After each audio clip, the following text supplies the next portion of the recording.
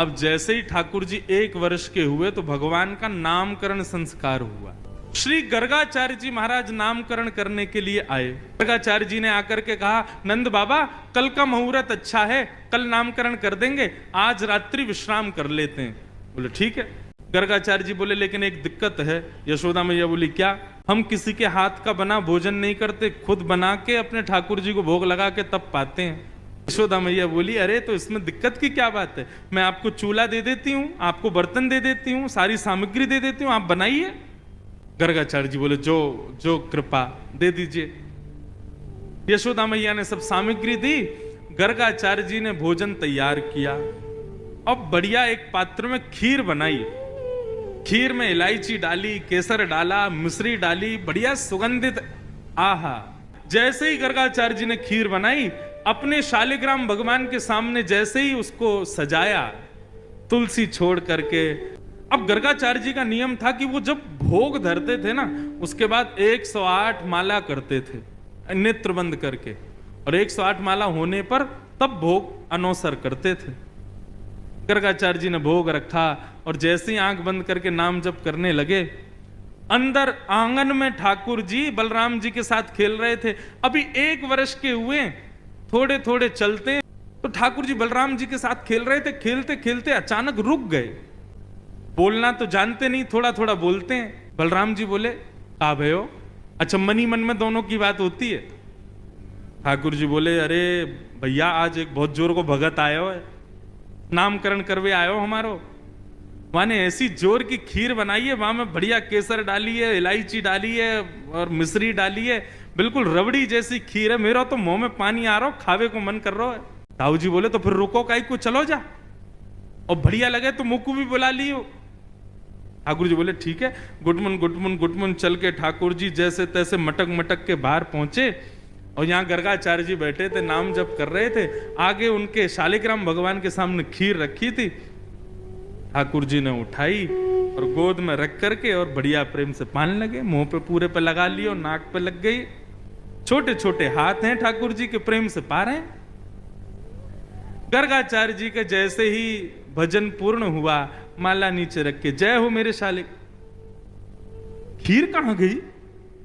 तभी देखा तो थोड़ी दूर पे ही महाराज हाथ पांव सब सने हैं, मुंह पे पूरी खीर गिरी है और नीचे फैली पड़ी है, और ठाकुर जी प्रेम भाव से खीर खा रहे हैं। और जैसे ही गर्गाचार्य जी ने देखा तो हंसने और लगे। 2 दतुइयां दिख रही हैं ठाकुर जी की, अभी 2 ही दांत आए हैं। अरे यशोदा देख, तेरे लाला ने कहा कियो, मेरे ठाकुर जी को भोग झूठो कर दियो सबरो। यशोदा मैया दौड़ी दौड़ी आई, बोले बाबा बाबा बाबा नाराज मत हो, छोटो बालक है, आप क्षमा कर दियो। बोले देख पूरी खीर खा गए हो। बोले वो तो बहुत बड़ी सौभाग्य की बात है कि खीर खाई, नहीं तो ये शालिग्राम को गुलाब जामुन समझ के खा जाए।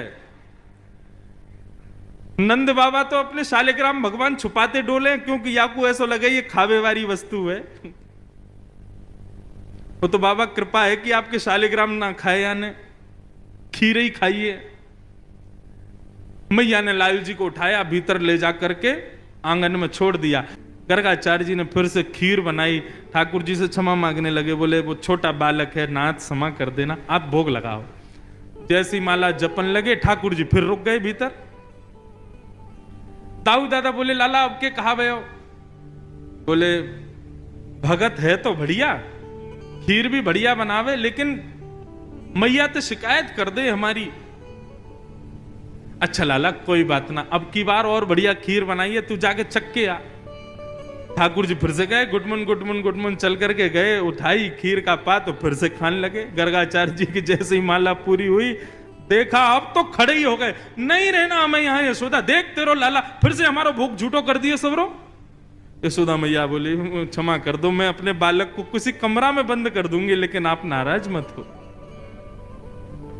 ठाकुर जी को ले जाके एक कमरे में छोड़ दिया और मैया ने फिर से सब सामग्री दी। ठाकुर जी ने खोली खिड़की और खिड़की पकड़ करके अब 1 वर्ष के ठाकुर जी और गुस्सा में देख रहे हैं गर्गाचार्य जी को। गर्गाचार्य जी भी देख रहे हैं, शैतान बालक। ठाकुर जी भी मन मन सोच रहे हैं, दारी के अभी तो तेने शैतानी देखी ना है हमारी, अब के बना तो को बताऊंगा मैं।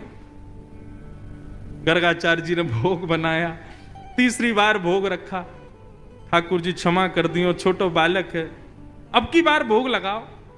और जैसे ही त्वदीयम वस्तु गोविंद नाम जप करने लगे, ठाकुर जी उतरे और धीरे से खिड़की खोली, दरवाजा खोला, गुटमुन गुटमुन गुटमुन चल करके बाहर आए और उठाया खीर का पात्र। और जैसे ही पाने लगे, गर्गाचार्य जी को संदेह हो गया था कि कहीं बालक फिर से तो नहीं आ गया।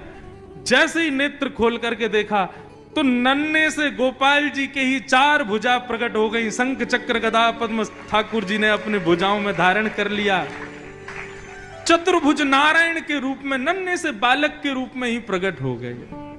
और एक भुजा से तो स्वयं खीर खा रहे हैं और अपनी झूठे हाथ से ही गर्गाचार्य जी को खिला रहे हैं। गर्गाचार्य जी नतमस्तक हो गए, बोले नाथ क्षमा करना, मैं आपके रूप को पहचान नहीं पाया। ठाकुर जी बोले, हमने ये रूप आपको इसलिए दिखाया है कि कल जब आप हमको हमारा नामकरण करोगे तो हमारे ग्रह नक्षत्र देख करके आपको सब पता चल जाएगा कि मैं कौन हूं। लेकिन ये सच्चाई हमारी मैया को मत बताना कि मैं कौन हूं। आपको छुपाना है कि मैं परमात्मा। मैया अभी मुझसे प्रेम करती है, मुझे दुलार करती है, मुझे बहुत स्नेह देती है। यदि वाकू पतो चल गई कि मैं भगवान हूं तो कहीं मंदिर में दियावेगी मोकू पुजारी जी, या की पूजा करे करो, भगवान है ये, मोकू मंदिर में ना जानो, मैं तो मैया के पास ही रहूंगा।